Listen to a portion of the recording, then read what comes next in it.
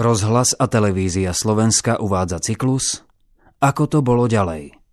Peter Krištúfek, Drak sa opäť vracia.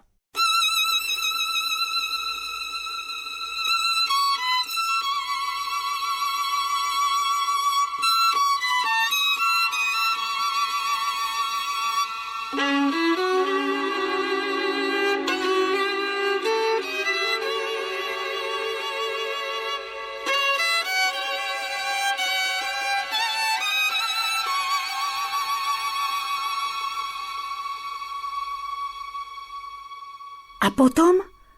Čo bolo potom, stará mať? Chlápe, ktoré celý večer driemalo pod materiným kamizolom a v polospánku načúvalo rozprávke o tom, ako drak zachránil čriedu z temných smrečín, vytrčilo teraz hlavu, posadilo sa na prípecku a zíza vypúlenými očami do kúdeľnej izby. Stará mať neodpovedúva na jeho otázku. Od dlhého rozprávania vyschlo jej v hrdle. Berie si z omárie plánča na prieslinku a omáľa ho v bezzubých ústach.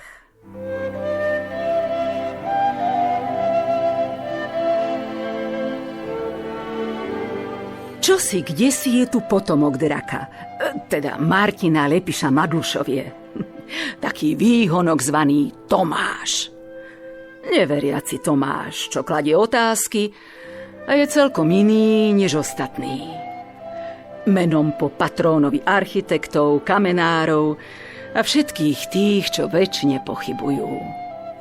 Prídomok sa stratil kdesi v zákrutách času a na svet sa predral len akýsi Tomáš Lepiš, priamy drakov praprasin.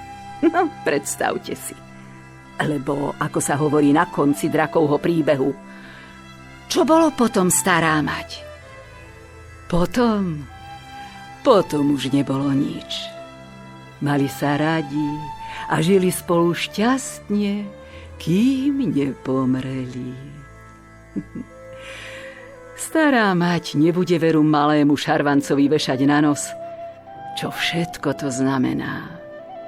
Hádky, občas nuda, starosti s deťmi, nervozita, málo peňazí a nakoniec každý len ticho spí na svojej strane postele. A potom peňazí nie to na pohreb. Ale nechajme to. Drak mal s driečnou Žoškou, herskou dievčinkou, čo si bol priviezol na koni, 3 deti. 2 z nich pomreli na suchoty a vržlinu. A jeden chalan, holopis gakýsi, bol Tomášov starý otec.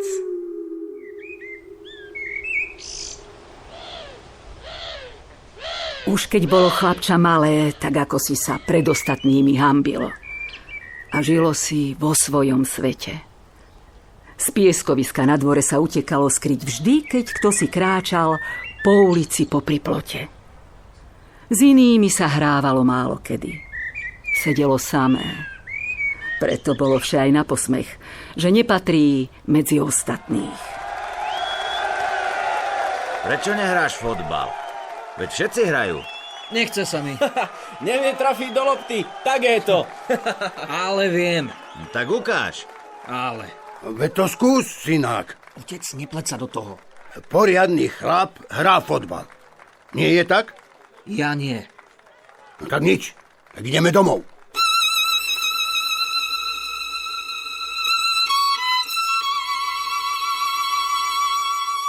Otec s matkou vychovávali chlapca pevnou rukou. Jednoduchí ľudia, zavrtaní pokrk v rodnej zemi.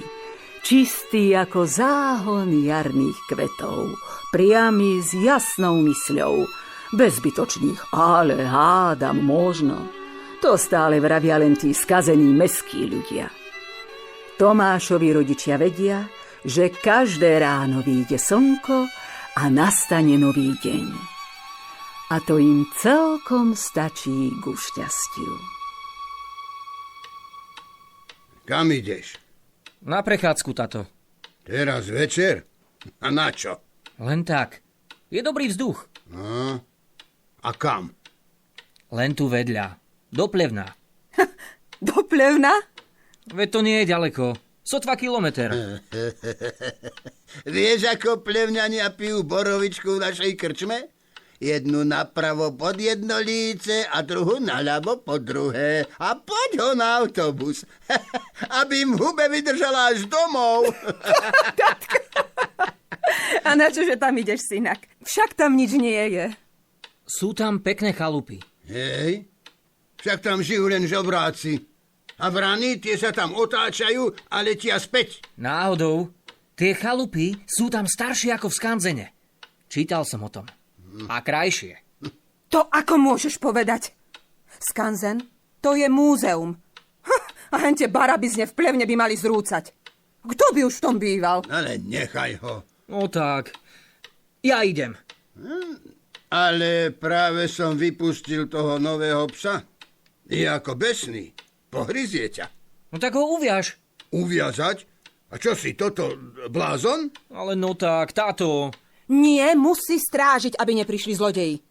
Slivkovcov minulý týždeň vykradli. Aj Pršovcov pred pol rokom. Čo sa budeš túlať po noci? Zostaň pekne doma. Nuž, starý drak s okom prelepeným páskou určite nesedával pred drevenou skriňou, v ktorej sa myhajú obrázky odkiaľ si zďaleka a ktorú poháňa mlunný tok, čiže elektrina. Ale Tomáško, inak neposedný, si v takýchto chvíľach len sadol nahnevane na gauč a pozeral sa. Tak to robieval často. A myslel si, že mu nikto na svete nerozumie. A kam sa zasa zberáš? Idem do lesa. Do lesa? A na čo? Len tak. Na drevo? Len tak. Len tak? Prejsť sa. Kto to kedy videl? No ale dobre, no keď myslíš. Naozaj tam bolo treba ísť? Ja neviem. Minule aspoň za škarniclu borievok doniesol. To tam nebol nadarmo. Ale kdeže, veď nešiel po ne. Sidorovie Jožo rúbal drevo a videl ho. Náš Tomáš sa najprv dlho prechádzal a počúval, ako spievajú vtáci. Len tak. Do korún stromov pozeral. A potom ležal na zápači. Čudné. Ten náš syn ako by ani nebol odtiaľto. Sporáku vyhaslo. Choď po drevo. No, to je Tomášova robota. Ale veď ten je v lese. To sú mi nápady. Tomino, čo to tu robíš? Čítam knihu, mami. A ty nemáš nejakú prácu? Len mrhať čas na hlúposti. Hneď ti niečo vymyslím. Ach jaj. Choď do skleníka natrhať uhorky, bež. A knihu daj sem, odložím ju. Odložím ju sám. Len aby.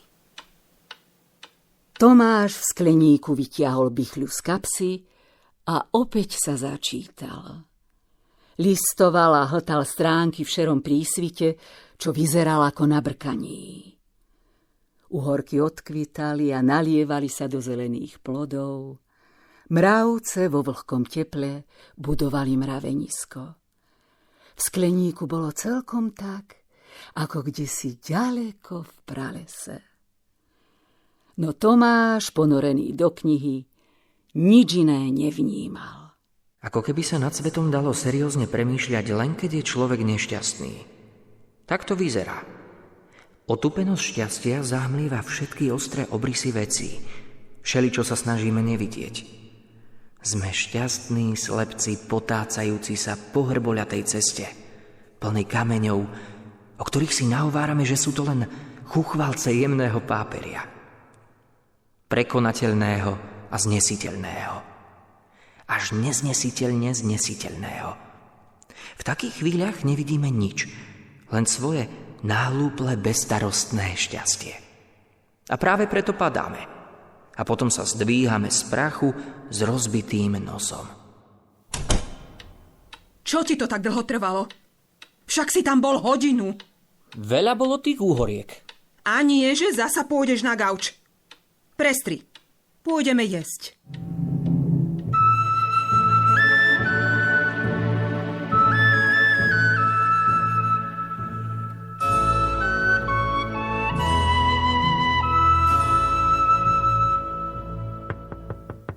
Susedia! Susedia, doma ste? Haló? Je tu niekto? Haló? Rúdko, ty si prišiel. Reku, zastavím sa, keď idem okolo. Poď do kuchyne, nalejem ti. A ty si nedáš? Nemôžem. Bolia ma kolena a beriem lieky. Nesmú sa kombinovať s alkoholom. No ale čo? Kašli na lieky. Nechaj ich tak a vypí si. Myslíš? No. Boha, no dobre. Tak, na zdravie. Na zdravie. A čo to máš? Doma je? Doma. Tomáš! Tomi! Poď sem. Kde si? Máme návštevu. Tomáš! Neozvem sa. Stále sem niekto chodí. Keď kto si ide okolo, zajde akože pozdraviť a na pohárik. Každý je v dedine s každým rodina. Treba si hostia uctiť a vypiť si s ním. Akurát to tak. Ani na povale nemá človek pokoja. Prečo si neprišiel, synak? Bol tu Ferov krstný, ňaňko Rudo. Oj, pakotil som ťa po celom dome. Nepočul som. Nechcelo sa mi. Ale ako to? Veď je to perfektný človek, zábavný. Ani ho poriadne nepoznám. Ale akože nie? Na Ivkinej svadbe ste sa rozprávali. Len 2 vety. No, tak sa teda poznáte. A nechce sa mi každú chvíľu piť. Ja myslím si, že mne sa chce, ale musím. Aj lieky som kvôli tomu prestal brať. A ako ma tie kolená bolia. Ani mne sa nechce. To určite. Aj no, ty si mi majster. Teba nám musela nechať cigánka pred odvermi, ty ľaľuha. Keď to hovoríš? Nekrm tú mačku. No, čo si zošalel? Nech len pekne chytá myši.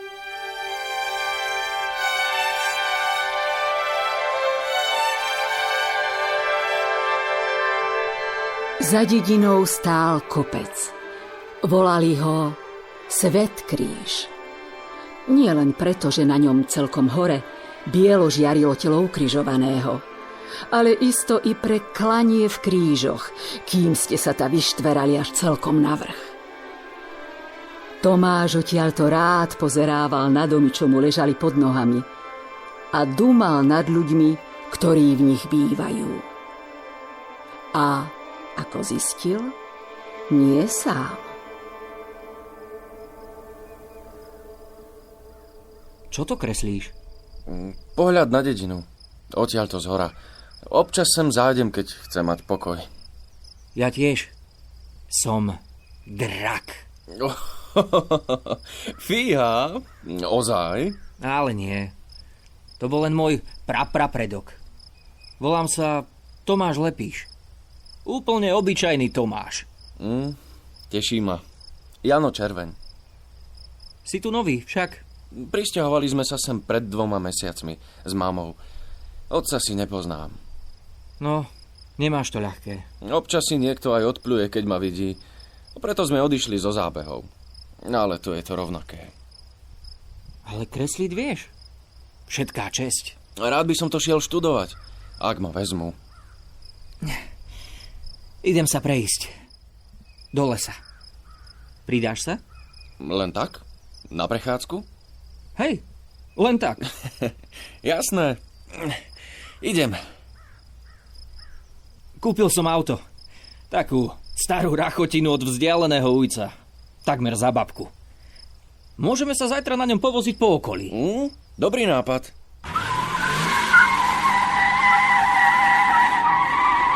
Vedie dobré, čo si frfľal? Čo ja viem. Bude sa na to niekto musieť pozrieť.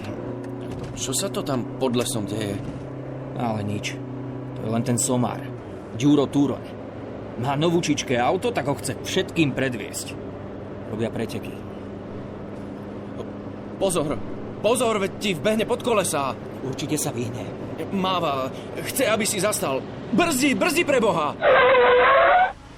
Čo je? Čo chceš? Skoro som ťa zrazil. Poď sa pretekať, keď už máš tú mašinu. Nechce sa mi. Poď, všetci idú. Tak nech idú. Ja sa idem zaviesť hentam na čistinu a budem sa pekne pozerať na mesiac. Bojíš sa, čo? Čo by som sa bál? Sráľo. Nenechaj sa vyprovokovať. Si úplne vyklepaný, čo? Budeš spotený na cvach, kým prídeme do cieľa. A kde sa teda pretekáte? Na kopci. Ideme z hora od bývalého kaštieľa až po tú zákrutu. Dobre. Tak idem do toho, aby ste vedeli. Tak hýbaj. Dobre, sme prví. Nepoznáš Túroňa. Ešte nemáme vyhraté, kamarát. A veď už sme temer tam. Za tou zákrutou je cieľ. Čo to zas je? Ten ožran si chodí a nič nevidí a nepočuje. V prostred cesty. Ňaňko, Rudo! Kriste!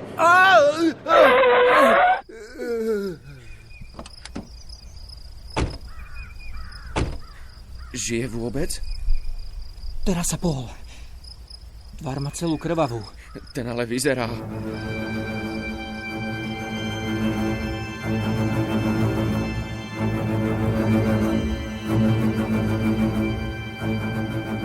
Rudinko? Ňaňko, Rudo. Taký milý a poriadny človek. A ktože ho to? Ten Antikrist Tomáš Lepiš? Ten? Iste to urobil schválne. Somár pojašený. Niekto by mu za to mal napraviť fasádu. Počula som, že vraj týra svojho psa. A kto si hovoril, že fetuje? Pozrime sa. Aj s tým Červeňovie Janom. A že sú oné. Nehovor. No, všade chodia spolu. Tvoj, slečinky. No čo? Kam ideš? Domov. Skrývaš sa ako chmuľo. Ja sa neskrývam. Zakrádaš sa ako potkan popri múre. Ale čo by? Chalani, podržte mi ho! Tomáš!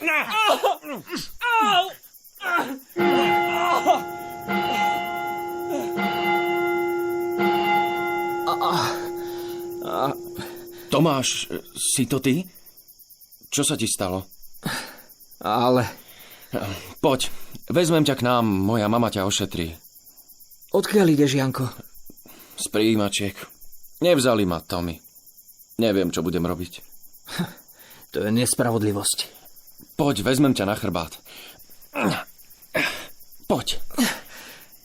Zakrvácal som ti košeľu. To vôbec nevadí. A čo to máš s okom? Neviem. Poriadne naň nevidím.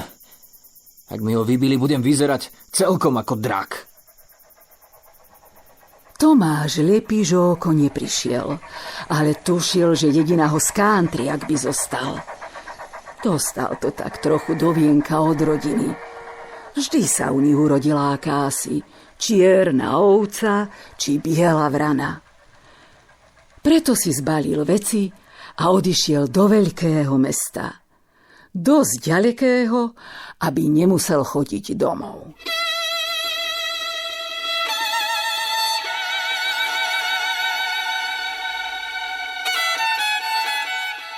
A roky utekali. Janko Červeň, nešťastného založenia, sa ešte ani v 40-tke neoženil. Po dedine sa o ňom trúsili všakovaké reči. Skamarátil sa s fľašou a chodil po prázdnom dome ako bez duše. Život sa mu zdal bezcenný.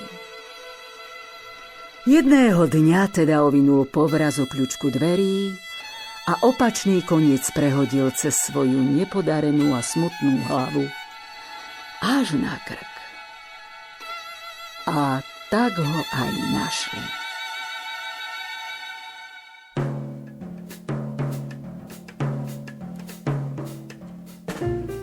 Tomáš Lepiš sa zatiaľ usadil vo veľkom meste. Bolo mu, ako by sa napil čerstvej vody. Lepšie sa mu na svete dýchalo. Hoci prebýval ponajprv len v malej kutici, kde rozpažíš ruky a dotkneš sa stien. Začal písať. Najprv len pre seba. Potom prešiel obdobím, že básne a krátke poviedočky hádzal radšej do koša. Ale neskôr mu čo to i otlačili v časopise. A nakoniec mu čosi kamsi vyšla prvá kniha. Nebudem vás ja núdiť a naťahovať dlhými rečami. Skrátka, vo veľkom meste sa z neho stal spisovateľ. Ale pseudonym neprezradím. Zacloní si oči, v diaľke zbadá zasnežené úbočia hôr. Nadýchne sa. Vyberie sa k ním. Hľadá vhodný kameň. Zopár ich vezme do ruky a potom zahodí. Premýšľa. Možno ešte lepší bude balvan. Napokon jeden zbadá, je dostatočne veľký. Zaprie sa a začne ho valiť do kopca. Leje sa mu z čela pot. Svaly sa napínajú. Dotlačí skalu až hore. Tesne pred vrcholom mu vyklzne z rúk. Sisyfos pozerá dolu a cíti úľavu. Zíde po balvan a znovu sa zo všetkých síl zaprie.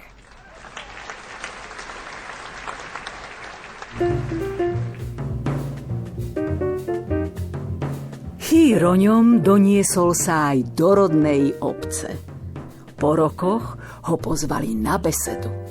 Starosta obce, Ďuro Turoň, dnes už veľký bžoch, čo sa večne v bekeši nosí, ho pozval a vzrušoval sa nad slávnym rodákom. Na uštedrené facky a buchnáty už bol zabudol. Mám doma všetky tvoje knihy. To boli časy, keď sme boli mladí. V jednom kuse sme sa zabávali, čo? Kamaráti, na život a na smrť. No. Jaj, staré zlaté časy. A Jano Červeň mal pekný pohreb? Chudáčisko, takmer nikto tam nebol. Aj keby sa neobesil, určite sa upije k smrti. To už je taký osud. Mohol si za to sám. To si teda nemyslím. Akože? No, radšej to nechajme. Nevďačník jeden. Kde toľko vezíš, synak? Nič, všetko v poriadku. Môžeme ísť, mami. A kam sa zberáte? Na prechádzku, do plevna. Sú tam tie krásne staré domy. Určite, otec? Mne sa páčia. Aj sa mi vždy páčili. Pekné staré domy. Je to dobrý syn. Drakov potomok. Ozdoba našej rodiny. Veď som ti to vždy vravel. Ale čo by? To ja. Ja som to za každým hovorila. Ozaj? Je náš. Nedáme si ho. Že som sem vôbec chodil. Tomáško, som na teba taký hrdý. Veď to má po nás. Pamätáš, ako som ti nosila knihy? A vravela som, len čítaj. Múdry budeš. Pamätám, mama. A prvé tvoje básničky sme si nahlas recitovali. Áno, určite. Všetci v dedine sú hrdí, že si náš rodák. Aj voľakú ceduľu tam, kde si namontujú. Myslíš, tu na tomto mieste zrazil ňaňka Ruda? Ale netáraj, veď toho dorantal ten Pankhart, červeňový Jano. Keď myslíš? Všetko sa vždy na dobre obráti. Synček môj. Nuž, rozprávočka je na konci, milé dietky, súčasné i tie bývalé. Priniesla vám poučenie i pobavenie, predstavila hrdinou, dobro aj zlo, alebo skôr, ako to už v živote chodí, niečo medzi tým. Pretože, ako vieme, hľadanie stratenej cti, lásky a dôvery ľudí tvorí vhodnú látku pre hrdinskú rozprávku. A inakosť, tá je tak ako si v génoch. To vedeli drak blahej pamäti. A všetko ostatné dorozpráva už len sám život.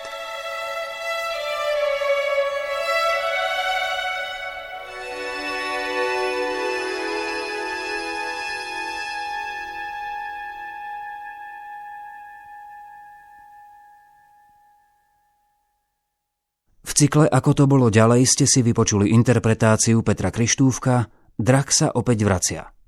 Účinkovali Alena Sušilová, Daniel Výrostek, Mariana Mackurová, Vladimír Rohoň, Egon Tomajko, Marek Rozkoš a Juraj Smutný.